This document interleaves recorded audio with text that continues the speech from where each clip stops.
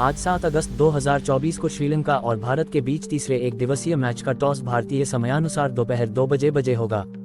श्रीलंका और भारत के बीच तीसरा एक दिवसीय मैच कोलंबो के आर प्रेमदासा स्टेडियम में होगा। श्रीलंका के खिलाफ तीसरे वनडे मुकाबले के लिए टीम इंडिया की खतरनाक नई प्लेइंग 11 घोषित हार के बाद कप्तान रोहित शर्मा ने किए टीम में अचानक बड़े बदलाव। तो जी हां, भारत बनाम श्रीलंका 3 मैचों की वनडे सीरीज के अब तीसरा वनडे मुकाबला खेला जाना है और इसके लिए मुट्ठी भर का समय बचा है। पहला वनडे मुकाबला जो मुकाबला भारत 99 पर तक जीत चुका था, लेकिन उस मुकाबले में भारत कहीं ना कहीं हार जाता है। हार इसीलिए क्योंकि मुकाबला टाई मात्र औपचारिक था, बाकी वाकई में भारत को हार मिली थी, लेकिन खैर वह टाई का नतीजा था। उसके बाद दूसरे वनडे मुकाबले में भी Indian cricket team driving seat पर थी, लेकिन कुछ खिलाड़ियों के खराब प्रदर्शन की वजह से टीम इंडिया को एक बहुत बड़ी हार का सामना करना पड़ा, जिसके बाद अब तीसरे वनडे मुकाबले के लिए कप्तान रोहित शर्मा अब प्लेइंग 11 में बहुत बड़े बदलाव करने वाले हैं। कुछ नए खिलाड़ियों को मौका देंगे तो कुछ खिलाड़ियों को बाहर का रास्ता दिखाएंगे। आइए आपको बताते हैं तीसरे डे मुकाबले के लिए क्या रहेगी टीम इंडिया की प्लेइंग 11 इस एक खास रिपोर्ट में। लेकिन आगे बढ़ने से पहले अगर आप भी है टीम इंडिया के फैन तो वीडियो को लाइक कर दीजिए, चैनल फैक्ट हब 94 को सब्सक्राइब कीजिए और बेल आइकॉन को दबाइए ताकि क्रिकेट अपडेट आपको मिलती रहे। तीसरे वनडे मुकाबले के लिए टीम इंडिया की प्लेइंग 11 की बात करते हैं तो सबसे पहले ओपनिंग जोड़ी की बात करते हैं तो पहले पायदान पर नाम कप्तान रोहित शर्मा का आता है। हिटमैन रोहित शर्मा मानो यह एक अलग ही पिच पर बल्लेबाजी करते हैं और बाकी सभी खिलाड़ियों को एक अलग पिच दे दी जाती है। इस तरह की हिटमैन शो दिखाई दे रहा है। लाजवाब फॉर्म में है। पहले वनडे मुकाबले में अर्धशतकीय पारी खेली तो दूसरे वनडे मुकाबले में भी शानदार अर्धशतकीय पारी खेलते नजर आए हैं और जिसकी वजह से टीम इंडिया को ओपनिंग स्लॉट में शानदार शुरुआत मिल रही है। न केवल अच्छी शुरुआत बल्कि जिस स्ट्राइक रेट के साथ में बल्लेबाजी करते हैं, बाकी खिलाड़ियों को एक्स्ट्रा टाइम देने का ये वादा करते हैं। रोहित शर्मा बाकी कमाल की कप्तानी भी करते हैं। वर्ल्ड चैंपियन कप्तान है और उस लिहाज से बल्लेबाजी भी इनके कॉन्फिडेंस में 7वें आसमान पर है। तो पहले पायदान पर नाम कप्तान रोहित शर्मा का आता है। इनके साथ में नाम ओपनिंग स्लॉट में शुभमन गिल का आएगा, जहां शुभमन गिल टीम इंडिया के तुरुप का एका कहे जाते हैं। शुभमन गिल राइट हैंडेड बल्लेबाज के तौर पर पिछले दोनों मुकाबलों में ठीक ठाक दिखे हैं। पहले मुकाबले में भी शानदार ओपनिंग पार्टनरशिप करते नजर आए। हालांकि शुरुआत मिल चुका था लेकिन उसे एक बड़ी पारी में तब्दील नहीं कर पाए। उसके बाद दूसरे वनडे मुकाबले में भी शुभमन गिल ने अच्छी शुरुआत करी, 30-35 रन की पारी खेली, लेकिन एक बार फिर उस शुरुआत को बड़ी पारी में तब्दील नहीं कर पाए। उम्मीद है तीसरे वनडे मुकाबले में एक बड़ी पारी खेलते हुए नजर आए और इनके पास जो क्लास है, जो गैप्स फाइंड करने की काबिलियत है, जो इनके पास रुतबा है, वो फिलहाल किसी के पास और नजर नहीं आता है। उस लिहाज से भी शुभमन गिल ओपनिंग स्लॉट में पक्के नजर आते हैं। नंबर 3 पर बात करेंगे तो पाएंगे विराट कोहली का नाम आता है। जी हां, विराट कोहली टीम इंडिया की आन बान और शान। 2 वनडे मुकाबलों में टीम इंडिया का उतना अच्छा प्रदर्शन नहीं रहा। उसका रीजन भी विराट कोहली ही है, क्योंकि विराट कोहली अभी तक उस फॉर्म में नजर ही नहीं आए हैं। विराट का फ्लॉप होना बाकी खिलाड़ियों पर भी परेशानी डाल रहा है। विराट कोहली अंतिम वनडे मुकाबले में अपनी बल्लेबाजी से छाप छोड़ना चाहेंगे, एक अच्छी और बड़ी पारी खेलना चाहेंगे। उस लिहाज से भी विराट कोहली मिडिल ऑर्डर में शानदार बल्लेबाजी करते हैं। विराट कोहली के पास वो स्ट्राइक रोटेट करने की क्षमता है, वो गेम को चलाने की क्षमता है, किसी भी सिचुएशन में बल्लेबाजी कर सकते हैं, मैच को फिनिश करने की काबिलियत है। तो फिर इस खिलाड़ी के पास जो एक्सपीरियंस है वह किसी के पास और नजर नहीं आता है। वनडे फॉर्मेट के दुनिया के सर्वश्रेष्ठ बल्लेबाजों में से एक विराट कोहली तीसरे वनडे मुकाबले में शानदार बल्लेबाजी करना चाहेंगे तो चौथे पायदान पर जो नाम आएगा वो श्रेयस अय्यर का आएगा। जी हां, श्रेयस अय्यर भी पिछले कुछ समय से लगातार वनडे फॉर्मेट में टीम इंडिया का हिस्सा रहे हैं। हालांकि पहले वनडे मुकाबले में भी श्रेयस अय्यर का बल्ला बिल्कुल शांत रहा तो दूसरे वनडे मुकाबले में भी श्रेयस अय्यर शांत नजर आए हैं। अभी तक वो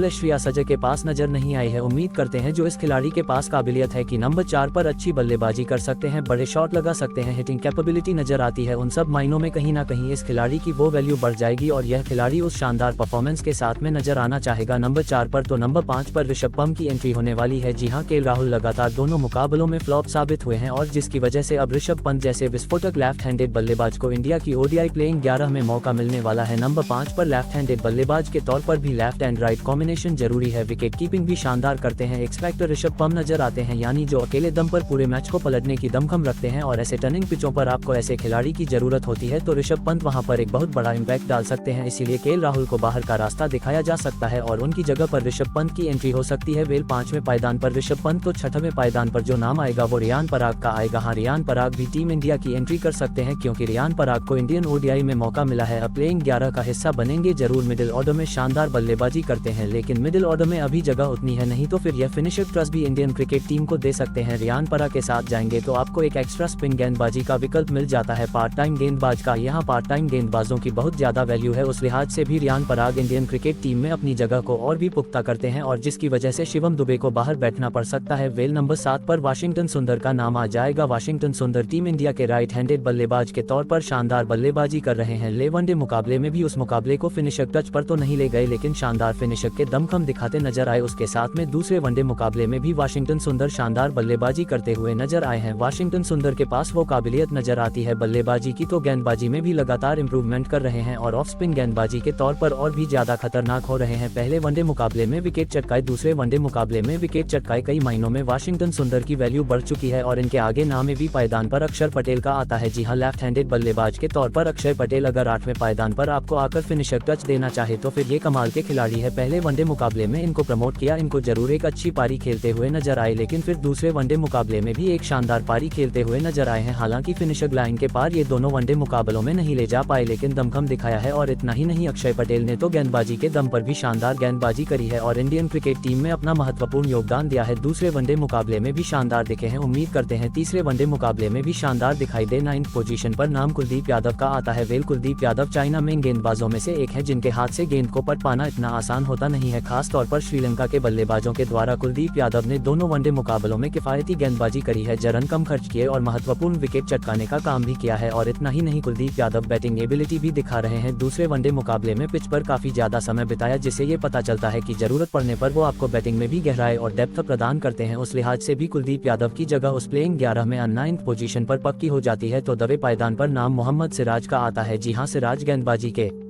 तौर पर अभी तक उतना ज्यादा प्रभावित तो नहीं कर पाए हैं और तेज गेंदबाजी के मानो ये दोनों पिच रहे ही नहीं है, लेकिन सिराज काफी हद तक अग्रेशन के साथ में आते हैं। श्रीलंका के खिलाफ नई गेंद से विकेट चटकाना तीसरे वनडे मुकाबले में सिराज के ऊपर बड़ी जिम्मेदारी रहने वाली है। इतना ही नहीं, सिराज बल्लेबाजी करने का भी दम कम रखते हैं और 11वें पायदान पर नाम अर्शदीप सिंह का आएगा। जी हाँ, Arshdeep Singh left arm pacer है। गेंद को अंदर बाहर करने की क्षमता इनके पास नजर आती है। अर्शदीप सिंह हालांकि उस फॉर्म में नजर नहीं आए हैं जो 2 वनडे मुकाबलों में भारत के लिए वो इतना ज्यादा कंट्रीब्यूट नहीं कर पाए हैं। वेल उम्मीद करते हैं तीसरे वनडे मुकाबले में अपनी गेंदबाजी से वो दमकम दिखाएं, वो टप्पा पकड़ते नजर आए। तो वेल यह है टीम इंडिया की प्लेइंग 11, जहां केएल राहुल और शिवम दुबे को बाहर बैठना पड़ सकता है और अक्षय पटेल, ऋषभ पंत और रियान परा को टीम में मौका मिल सकता है। हमारी राय में ये प्रोबेबल प्लेइंग 11 है। वेल, इस बारे में आपकी क्या राय है?